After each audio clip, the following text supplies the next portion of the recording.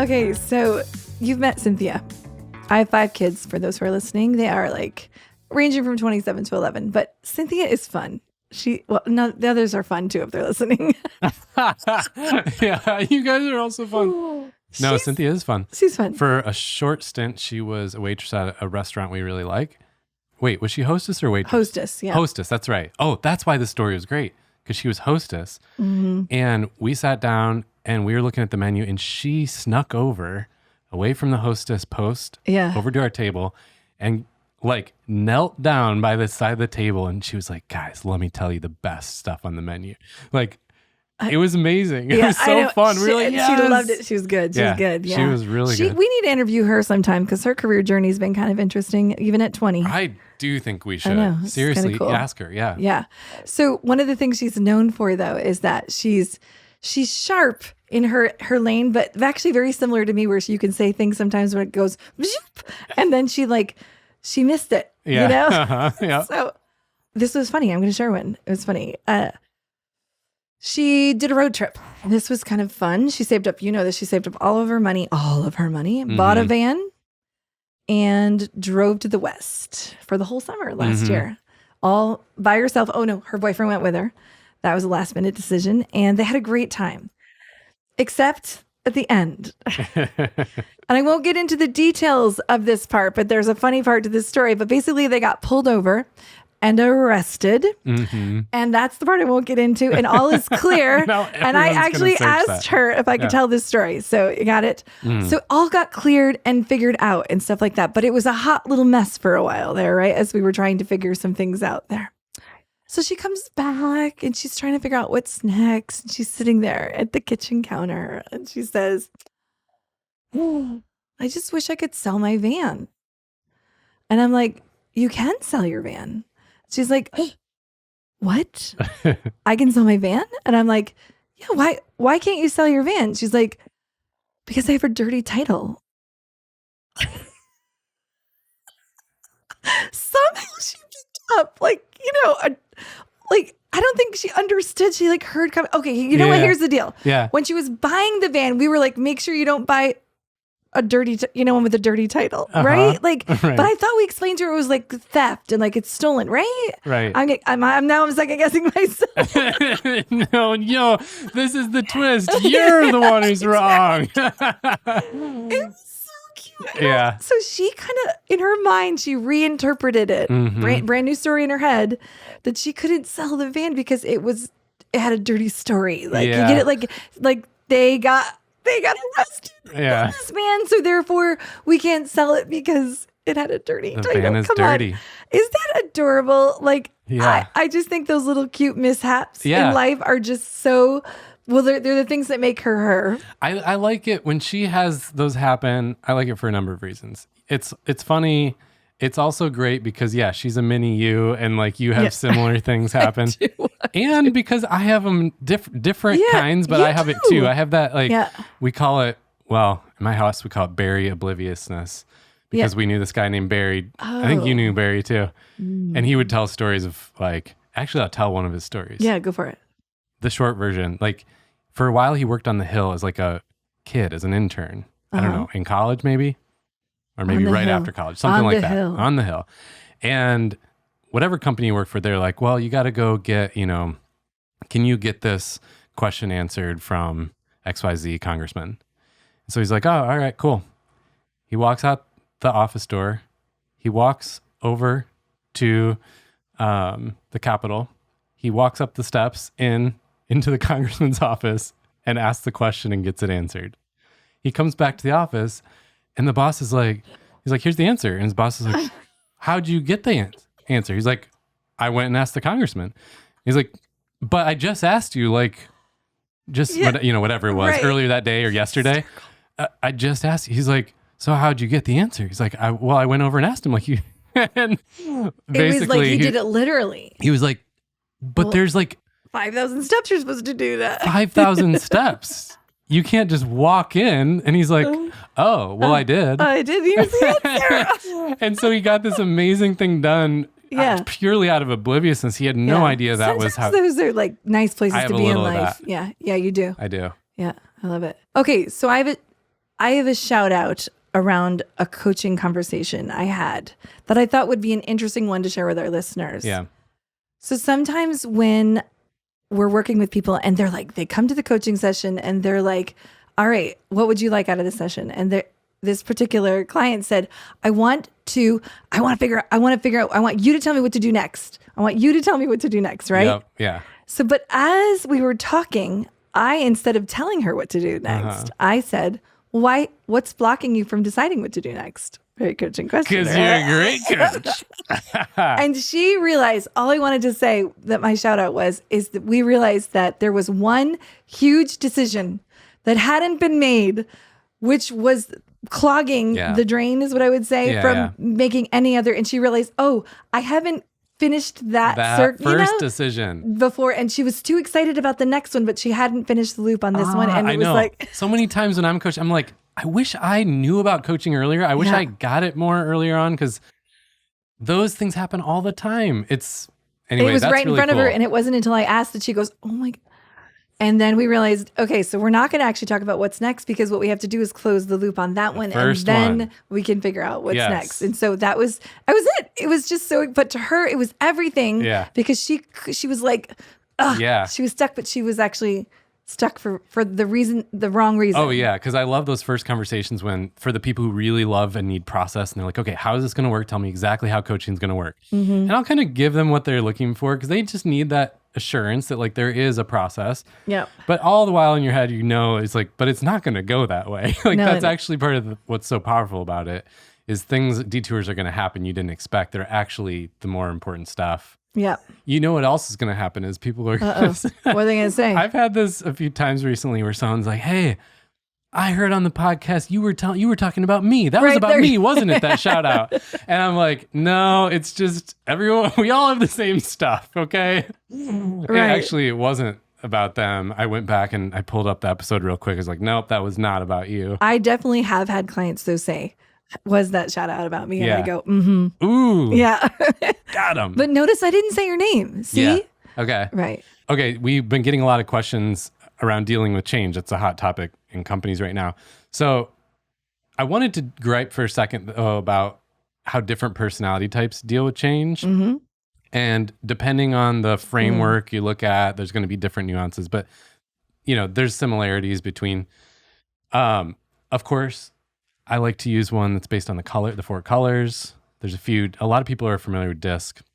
You've been working with companies lately on insights discovery. Right. Uses the 4 colors, but there's some differences. Yeah, there are. I always feel like it's important to say which color grouping you're talking about. Yeah. Right. I'm certified with Personalysis, so that's just the one. That's my go-to because I know the most there. But so I'll use those colors. Basically, there's 4. The red, they jump to conclusions. That's kind of their go-to in dealing with change. Green, they're a little more nervous about the change, and they need to know the risks. I'm going to say a little more here in a second. Blue, they need to kind of sleep on it and process things when dealing with change, and yellow needs to like talk it out with people. Mm-hmm.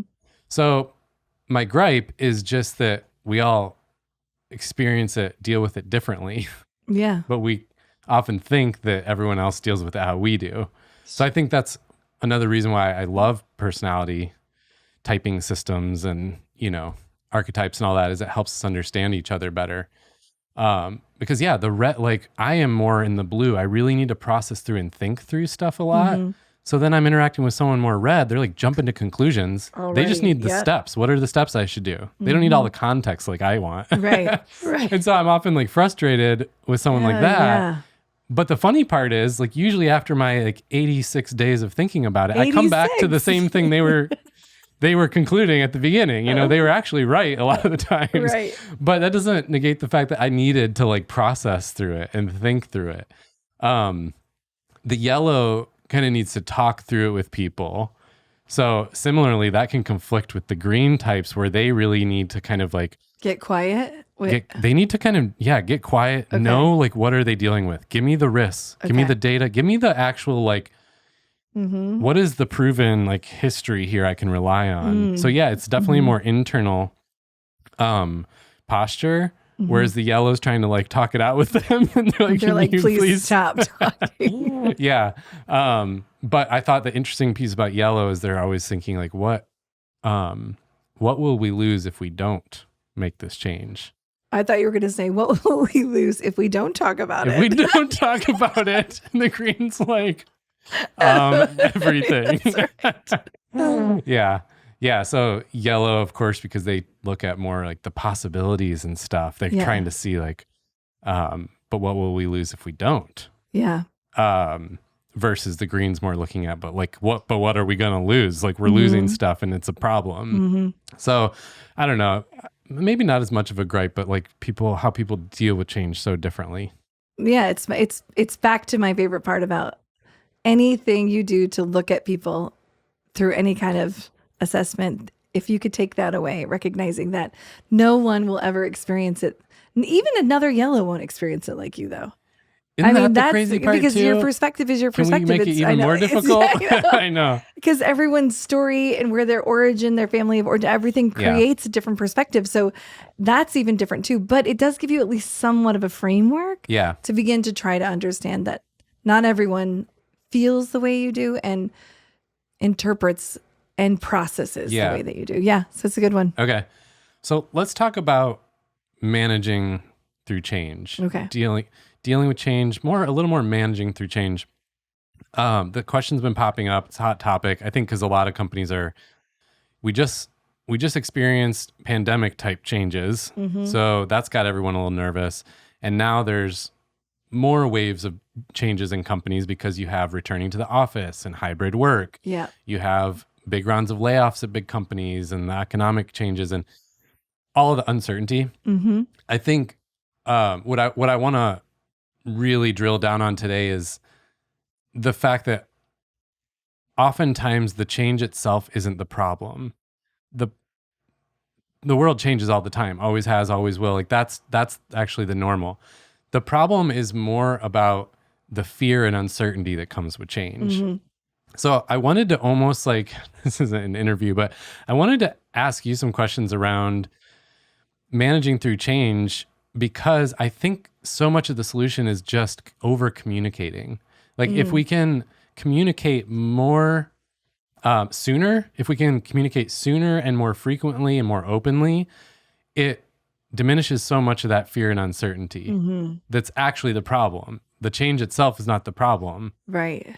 Now, of course, there are career paths and jobs with way, way, way, way less change. And maybe you're a personality more suited for that if it's really messing with you.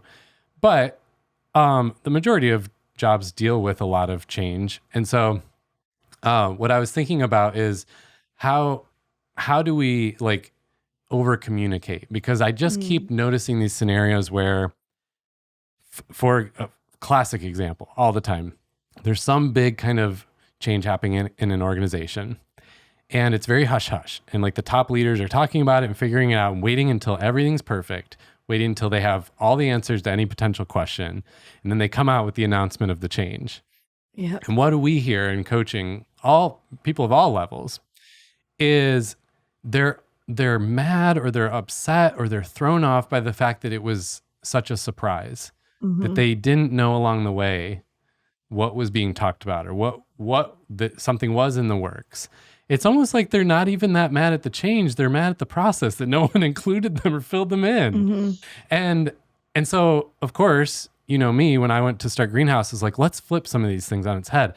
And so I'm not perfect at it, but I try to like really give a lot of in the moment updates all the time. Like, hey, here's what's happening. Here's, what I'm thinking about it. Here's what's going on. And I notice the flip side of that oftentimes people it's so much better to just at least be in the know, even if there's change that you're not going to like, even if you don't have control over it. So I'm just curious about the like over communicating part, because I think you're so good at that. Like you naturally communicate things while they're in process. And I think for a lot of people, they struggle with that part of it.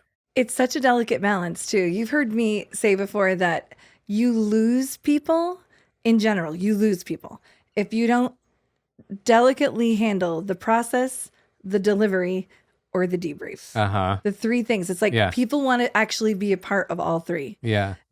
But what you share about each one is really important. Yeah. So what you're describing is you're saying that what happens is the leadership leaves people out of the process. They go right to the delivery, and then people freak out and they're like, where'd this come from? And they sometimes lose people because they didn't have any clue. Yeah. And it feels a bit inhumane because it's like, I'm a smart adult. I was able to like get to this place and into this job and do a job in this job. How come you didn't like tell me anything? Right. And yeah, I feel for the leader side of it too, because often there is a sense of, well, if we break some news too early or before it's fully like figured out, it'll cause this like ripple effect of chaos. Yep. That's what people are afraid of. Which is a real thing too. It is. Mm-hmm. That's why I was like, it's so delicate what you decide. Yeah. What you decide, but you can even tell people what you're thinking about or what. Yeah. Yeah. There's like, I just think if there's a spectrum of telling too much and not telling enough, most leaders, most organizations tend way towards the not telling enough. Mm-hmm. And so it's like, if you could even just lean a little closer to telling too much, you're still probably not at risk of telling too much. Yeah. But what I've found over and over is in the absence of information, people fill in the worst case scenario. Absolutely. And you see it all the time, right? If people don't have the true story, their brains go to like the worst possible. And then people end up quitting. People quit over this. People get really upset. Even when the outcome was good for them, they get upset because they just feel like, what? They did. They weren't in the know. And yeah, I wonder how often it could be like, well, I can't tell you anything yet, but I'm going to tell you that this is in process and this, there is some things being talked about. And or here's what I can tell you. Yeah, I was about to say, sometimes you can tell them what you can and just say, here's what I do know, you know, and even if the no is something that's reassuring in some way, you know. I know that there's this one company I was talking to where they were getting to the point where money had reached its max. They were not going under, but they were not going, they weren't salaries, like compensation. Yeah. So like, yes. Yeah. So that meant that potentially bonuses were not going to happen. Right. So instead of waiting until just boom, there was like this 6 to 7 month buildup around what can we be doing differently to make here's what I'm observing. Here's what I'm noticing. So let's talk about what we need to revisit around our strategy around these numbers changing. Because if you remember, these were our goals. We're actually not at our goals. He kept bringing up the goals so that it wasn't like silent, and the leadership's talking about, and then they're just like, guess what? No bonuses. Yeah. And I get it. Like I worry about that all the time. Well, if I share something that's in the works or that's not sure yet, or maybe a potential change on the horizon because of what's going on in the world, it's like, you don't want to freak people out unnecessarily. Maybe let's use that example though. Okay. Because that is a common one right now. And you're coaching a manager, let's say like a mid-level manager, but they lead like 10 people. Sure. And they're kind of worried about all these conversations. Better yet, they're avoiding conversations with the people who report to them, but they're feeling like they're being told like, you got to manage through change, you know, let's manage through change better. What are some ways they can communicate better in that situation? So using that example that we were just talking about, right? We don't want to, the example is, they don't want to flat out say, listen guys, you don't reach this number, you're not going to get your bonus in 7 months. That's like a Debbie Downer, right? That's so how do you start having these, building them into one? That was what the strategy was. How do we start building them into our one-on-one conversations saying, all right, so let's take a look at our goals again. Do you remember last year we were at this number? This year we're at this number. So what are some things that you could do this week to get us closer to moving things that it's like, instead of making it like so far out, what I noticed that they were doing was bringing it back closer so that they could see. And then there was lots of updates. So it was like, we've moved the needle this direction, or we've gotten this, or there has still been no movement at all. So what's a new idea? It was like bringing people in so that they felt bought in. But what this particular owner was feeling like, I want people to have skin in the game instead of it just being like, you surprised us with no bonus and you didn't tell us we could have worked harder to maybe get us to the place where we got them. Yeah. Well, yeah, because I'm picturing right there, there's part of the answer is months and months before the decision of we're cutting bonuses. Yeah. Could be these conversations where managers are like, hey, Sunday, so this was our goal this year. This is where we're at. This is what's going on in the world, in our industry, et cetera. And, hopefully you already even know this, but it's like, as you know, like if we don't hit these numbers, like we're going to have to take some steps, and maybe you're even able to share some of them, like cutting bonuses or figuring something out. So, we want us to start talking about it and working on it now. And this is where we're currently at. We don't know all the answers. We don't know where we're going to land, but this is where we're at now. Yep. If you're not even able to share that much, I could still say, just want you to know, like, we're looking at this problem when we're talking about it, and we're trying to figure out the best way to go about it. We'll probably share some stuff 4 months from now, but I wanted you to be aware. Like, even sharing that helps dignify you as a person that like, yeah, you're a person who works at this job who needs to make decisions about your life. So the change affects you, and you probably wouldn't expect to be able to know everything yet. Yep. And also think about the empowerment you could potentially have. You could say, listen, we hired smart people here because we're in this place. I'd like to talk with you about it because I imagine that you might have solutions. Yeah. Not just us. So I want to talk to you about it. You guys are the ones doing the work. Let's solution together. Yeah. And that is actually kind of an exciting thing. It is. Okay. So that probably touches on why you're so good at it. This isn't exactly managing change, but in general. Right. Just in general in the workplace, you are always communicating like thoughts in process. You know what I mean? Yes. Can't think of a specific example, but it's like, hey, and here's what we just talked about. Or here's what I'm thinking about. Here's kind of where we're headed. It's those little updates. See, because the problem is when we wait till it's so bad that we need a huge program to fix it all. It's like, we need a huge change management, speaker to come in. It's like, no, it's too late now. Right. Actually, what you need is along the way, just share the little, over communicate, share a little updates, share more information. I was thinking, I was thinking maybe at work, I'm a little better at this because at home, I'm not. I'm so bad at this. Sometimes this happens in personal life. Right? So one way that I'll share is that we have this phrase, you know about it. It's actually translated a bit into work. And Ashley will say, like, you're Steving it. Yes. And we just know what that means now. Right. But Steving it is an official verb that means, like, I walked out of the room without even saying where I was going or what I'm up to. Yeah. Yeah. But it's really funny it really is funny to watch. You guys did a skit. All the time. Yeah, you did a skit of me once. Because what happened was sometimes we're all brainstorming and you actually had a great thought. But what happened was you didn't tell us you had the great thought and you just left the room to go whiteboard it. Awesome. Without us. Thanks, Steve. We're like, and I do this all the time at home because I'm in my head. Or I'm just like, I'm an efficiency person. So I'm like, well, I'm not going to stop and talk about going. I'm just going to go. And but it actually kind of, I think it illustrates the point because this happened the other day where Ashley and I were both at the gym. And I went over to say hi to her and she was like, hey, how much longer, when are you going to be done? I was like, about 20 minutes, 20, 25 minutes, I'll be done. Well, in my head, that was like, that's when I was done with the workout. And then I was there with a friend and we had kids in the kids zone and we were going to hit the pool with them and do all these things. There was still like 2 more hours, Sunday, after the 20 minutes. I was I was being honest. Like I was trying to answer a question of like, how much longer is your workout? 20 minutes. Oh, hysterical. So an hour 45 later, I get this panic call from her and she's like, where are you? I'm like, she's like, I've been trying to call your phone. I was worried because you said 20 minutes. It's been like 2 hours. So I'm heading back over to the gym to make sure everything's okay. I was like, oh gosh, I'm sorry. I was saying 20 minutes, like that was the workout, but then there's this other, you get the point. It was just kind of like, I wasn't over communicating like the thoughts and the process, what was going on. Yeah. And so it caused this problem. Now it's kind of like too late to talk about change management.